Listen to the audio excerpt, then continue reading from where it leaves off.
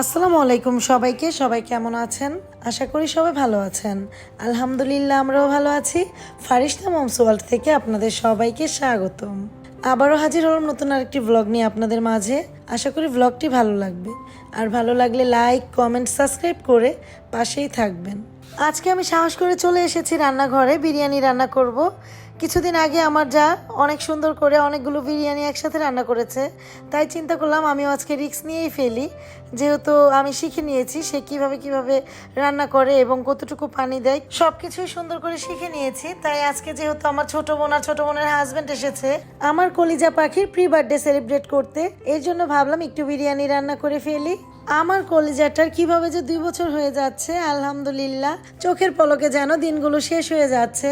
আর যখন মা হতে পারিনি, আল্লাহর কাছে অনেক কান্নাকাটি করতাম, একটা সন্তান চাইতাম, তখন যেন দিনই কাটতে চাইতো না, সময়ই শেষ হতো না। সবচেয়ে বড় কথা হচ্ছে কষ্টের সময়গুলো পিছু ছাড়তে চায় না, আর সুখের সময়গুলো কিভাবে যে চলে যায় ধরেই রাখতে পারি না। যাই হোক, আলহামদুলিল্লাহ এখন অনেক সুখে আছি, মেয়েকে নিয়ে, সংসার নিয়ে খুব ভালো আছি। একটা সন্তানের জন্য যে কত কেঁদেছি, যে যেটা বলেছে সেটাই করেছি। কবিরাজের কাছে গিয়েছি, তাবিজ পড়েছি, ডক্টর দেখিয়েছি, পরা পানি খেয়েছি, কতই না কিছু করেছি শুধুমাত্র একটা সন্তান পাওয়ার আশায়। সাথে তো আল্লাহকে ডেকেছি। তাবিজ, কবিরাজ এগুলো আপনাদের ভাইয়া বেশি পছন্দ করতো না, আমিও মোটামুটি পছন্দ করতাম না। তারপরে যেহেতু গ্রাম অঞ্চলের দিকে থাকি, এইদিকে দেখা যায় এসব প্রচলনটা মোটামুটি আছে, তাই আসলে মুরব্বীদের কথাও একটু মানতে হয়। তো যাই হোক, আল্লাহকে ডাকতে ডাকতে একসময় আল্লাহ আমার ডাক শুনেছেন এবং ডক্টর দেখিয়ে তারপর আমার ফারিস্তা কনসেপ্ট করে, এবং আল্লাহর রহমতে এখন আমি মা হয়েছি, মা ডাক শুনতে পাচ্ছি। 8 বছর পর্যন্ত শুধু হাহাকার করেছিলাম, আত্মনাদ করেছিলাম আল্লাহর কাছে একটা সন্তানের জন্য। অবশেষে আমার বড় আপু বলল ডক্টর সংযুক্তা শাহ ম্যামকে দেখানোর কথা, তারপর আমিও রাজি হয়ে গেলাম। বাট আপনাদের ভাইয়া কিন্তু রাজি ছিল না, ডক্টর দেখাতেই চাচ্ছিল না। সে বলছিল যে একবারে ইন্ডিয়া গিয়ে তারপর চিকিৎসা করবে। আর আমার যেহেতু পাসপোর্ট ছিল না, মোটামুটি ভালোই টাইম লেগে যাবে পাসপোর্ট বানানো, তারপর ভিসা প্রসেসিং করা, দেন ইন্ডিয়া যে তারপর ডাক্তার দেখানো। তো ভাবলাম আমি এখানে আরেকবার রিস্ক নিয়েই ফেলি। ফারিস্তার বাবাকে অনেকবার বোঝানোর পর সে রাজি হলো, হ্যাঁ ডাক্তার দেখাবে। তারপর আমরা চলে গেলাম হসপিটালে, আর বড় আপুদের বাসায় প্রায় 1 সপ্তাহের মতো থেকে সব টেস্ট করে রিপোর্টগুলো ম্যামকে দেখিয়ে চলে গিয়েছিলাম ছোট বোনের বাসায়, আর ওইখানে বেশ কিছুদিন ছিলাম। বেশ কিছুদিন পর আমরা প্রায় 15-20 দিন পর আমি বাসায় চলে আসি, এবং বাসায় এসেও বেশ কিছুদিন মোটামুটি একটু রেস্টেই ছিলাম। দেন আমি প্রথমবারই যখন টেস্ট করি আলহামদুলিল্লাহ আমার পজিটিভ আসে, এবং আমি অনেক বেশি খুশি হই। আর সাথে সাথে আল্লাহর দরবারে আমি 20 রাকাত নফল নামাজ আদায় করে ফেলি। তখন কিন্তু রাত প্রায় 2:30টার মতো বাজে। আমি আসলে ধৈর্যই পাচ্ছিলাম না যে সকালে উঠে আমি টেস্ট করব। আমার হঠাৎ করেই ঘুম আসছিল না সেদিন রাত্রে, কখন আমি টেস্ট করব, যেহেতু আমার কিছুদিন ডেট ওভার হয়েছে। আর আমার বড় আপু, আমার হাজবেন্ড, ওরা তো বিশ্বাসই করতে পারছিল না যে আমি কনসেপ্ট করে ফেলেছি। মাত্র একবার ডাক্তার দেখিয়ে আমি কনসেপ্ট করে ফেলেছি, আর এর আগে তো কত ডাক্তার দেখিয়েছি, ওরকম কোনো ফলাফলই পাইনি। সবকিছুই আল্লাহর ইচ্ছা, কার উসিলায় আল্লাহ কি লিখে রেখেছে সেটা একমাত্র আল্লাহই জানে, আমরা তো আর বলতে পারবো না।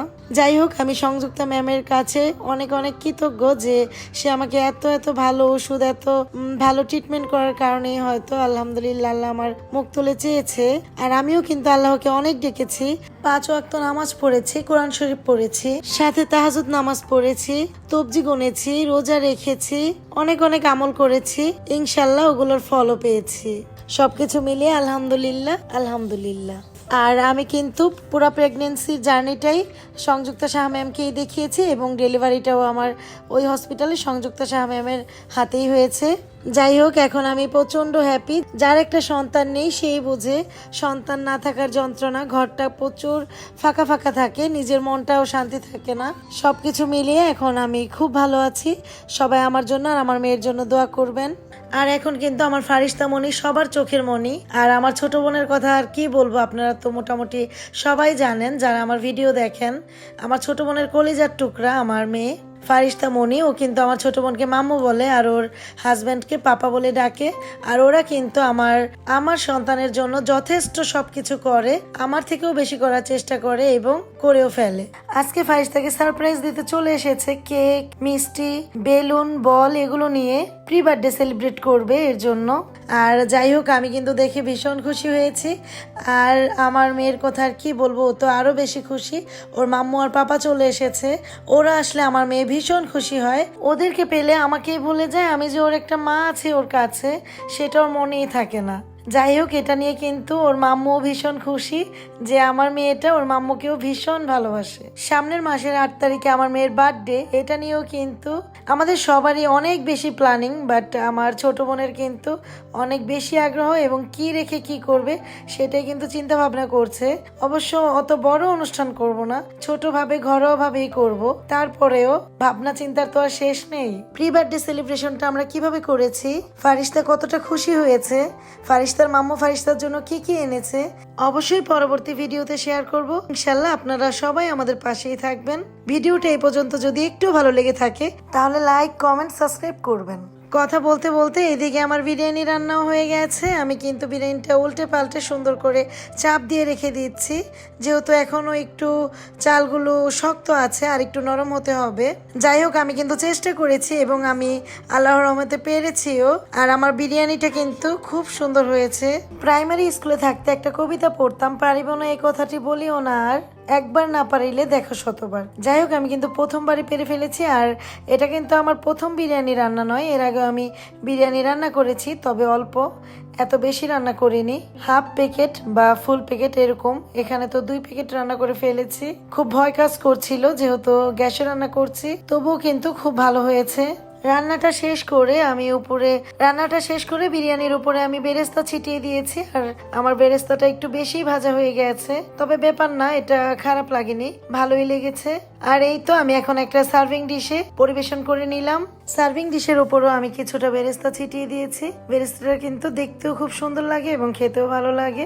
আর তারপর আমি কিছু সালাদের ব্যবস্থা করেছি। এর জন্য আমি কিছু শসা কেটে নিয়েছি, তার সাথে কাঁচামরিচ, পেঁয়াজ আর লেবু নিয়েছি। আমার মনে হয় বিরিয়ানিতে শসাটা না হলেও হয়, তবে পেঁয়াজ আর লেবুটা না হলে কিন্তু বিরিয়ানিটা খেতে একটুও মজা লাগে না।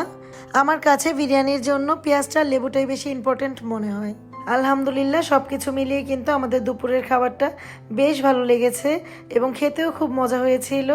খাওয়া দাওয়া শেষ করে ঝটপট রেডি হয়ে গেলাম মডার্ন গ্রিন সিটি যাওয়ার উদ্দেশ্যে, যেহেতু বাসার কাছাকাছি এটাই আছে আর দেখতেও খুব সুন্দর একটা জায়গা, নিরিবিলি। এখানে আসলে আসলে মনটা খুব ভালো হয়ে যায়। আর মাঝে মাঝে বাচ্চাদের নিয়ে ঘুরতে বেরোলে বাচ্চাদের মনটাও ভালো থাকে। আর ফারিস্তার মাম্মু ফারিস্তাকে সব জায়গা ঘুরিয়ে দেখাচ্ছিল এবং প্রত্যেকটা রাইডে উঠাচ্ছিল। যাই হোক, এখানে দেখার মতো অনেক কিছু আছে। আর এখানে কিন্তু 2টা দোলনা আছে। এই দোলনার মধ্যে প্রথমে আমি উঠতে চাচ্ছিলাম না, পরবর্তীতে ভাবলাম একটু উঠেই দেখি। ছোট বোন তো বারবার খেপাচ্ছিল, এই বুঝি ছিঁড়ে যাবে। যাই হোক, ছিঁড়েনি, কিন্তু খুব ভালো লেগেছে।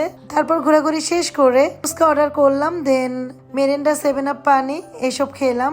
আর আইসক্রিম খেতে খেতে বাসায় চলে আসলাম। আজকের মতো এখানেই বিদায় নিলাম। আসসালামু আলাইকুম, আল্লাহ হাফেজ।